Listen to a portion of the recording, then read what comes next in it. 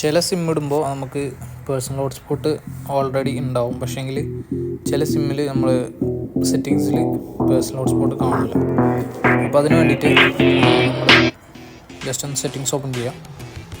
അതിനുശേഷം അത് കണ്ടില്ല, പേഴ്സണൽ ഹോട്ട്സ്പോട്ട് ഇതിലില്ല. അപ്പോൾ ജസ്റ്റ് ഒന്ന് മൊബൈൽ സർവീസസ് ഓപ്പൺ ചെയ്യാം.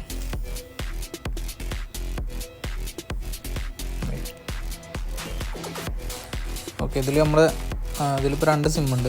ഇതിൽ ഏത് സിമ്മിലാണോ നമുക്ക് ഇൻ്റർനെറ്റ് ഉള്ളത് ആ ഒരു സിം സെലക്ട് ചെയ്തുകൊണ്ട് നമുക്ക് തുടർന്ന് വരുന്ന ഓപ്ഷൻസിൽ മൊബൈൽ ഡാറ്റ നെറ്റ്വർക്ക് എന്ന ഓപ്ഷൻ സെലക്ട് ചെയ്യാം. അപ്പോൾ താഴേക്ക് സ്ക്രോൾ ചെയ്യുമ്പോൾ നമുക്കിവിടെ കാണാം പേഴ്സണൽ ഹോട്ട്സ്പോട്ട് എന്ന്.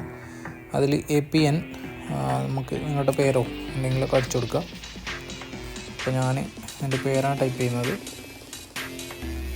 അത് കഴിഞ്ഞ് യൂസർ നെയിമും നിങ്ങൾക്ക് എന്തെങ്കിലും ലെറ്റേഴ്സ് കൊടുക്കാം.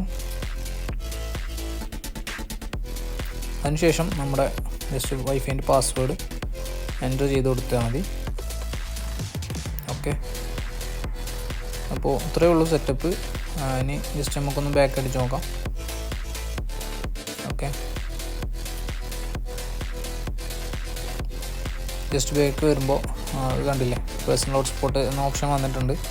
ഞാനിപ്പോൾ ഇതൊന്ന് ഓപ്പൺ ചെയ്യാം. അപ്പോൾ ഹോട്ട്സ്പോട്ടിൻ്റെ ഓപ്ഷൻ എനേബിൾ ആയിട്ടുണ്ട്.